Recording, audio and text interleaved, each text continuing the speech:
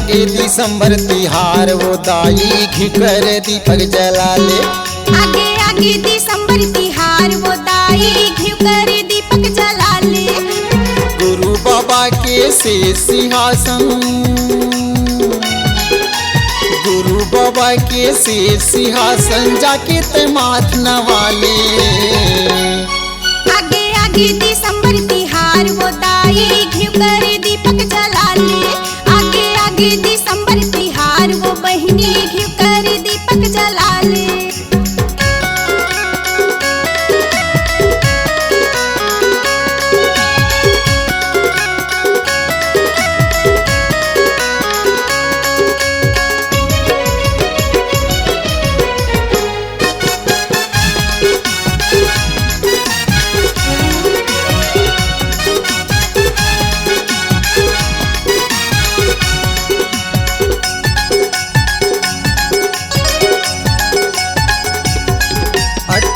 दिसंबर गुरु बाबा प्रकट होके आए हैं, प्रकट होके आए हैं। पिताए महबूब माताए मरौतिन गिरधपुरी माँ आए हैं, गिरधपुरी माँ आए हैं।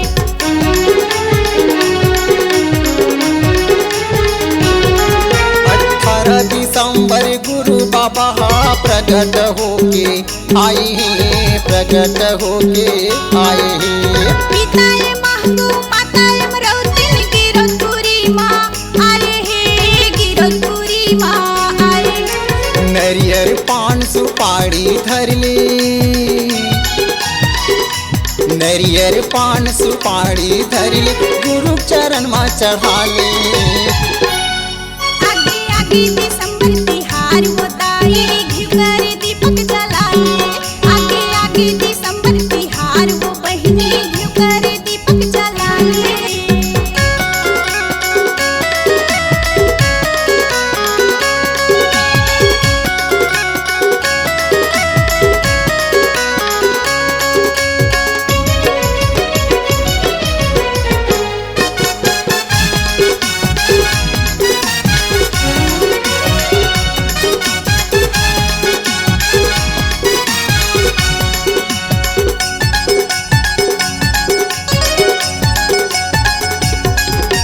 सबके निशानी जगह जगह माँ जोड़ाए खाम गड़ाए, जोड़ाए खाम गड़ाए।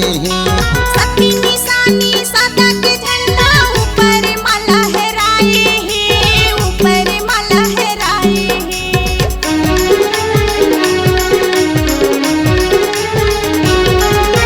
सबके निशानी जगह जगह माँ जोड़ाए खाम गड़ाए, जोड़ाए खाम गड़ाए।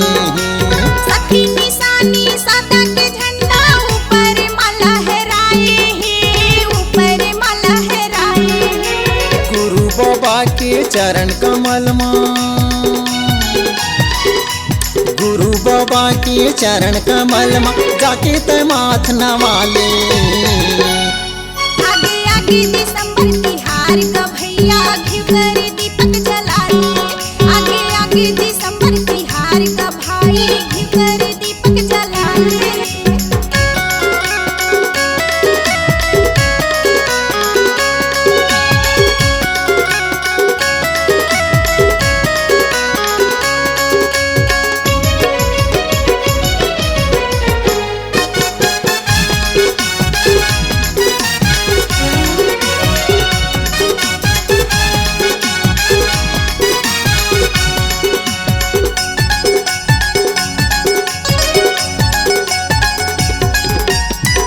गावती चौका मंगल, कोनो गावती पंथी, कोनो गावती पंथी।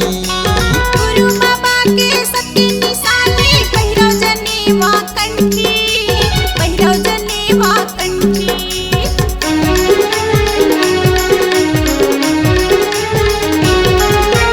कोनो गावती चौका मंगल, कोनो गावती पंथी, कोनो गावती पंथी। गुरु बाबा के सत्य निशानी पहिरो जनेवा कंठी, पहिरो जनेवा कंठी। महू गावत हाँ पंथी मंगल, महू गावत हाँ पंथी मंगल कहूँ हो संग माँ गाले।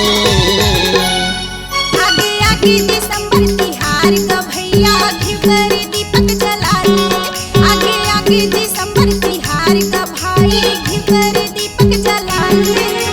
गुरु बाबा के श्वेत सिंहासन, गुरु बाबा के श्वेत सिंहासन जाके तय माथ नवाले।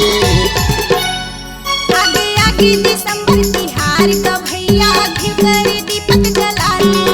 आगे आगे दिसंबर तिहार वो बहिनी क्यों कर दीपक जला ले। घिव कर दीपक जला ले गा भैया घिव कर दीपक जला ले। क्यों कर दीपक जला ले वो बहिनी क्यों कर दीपक जला ले। घिव कर दीपक जला ले वो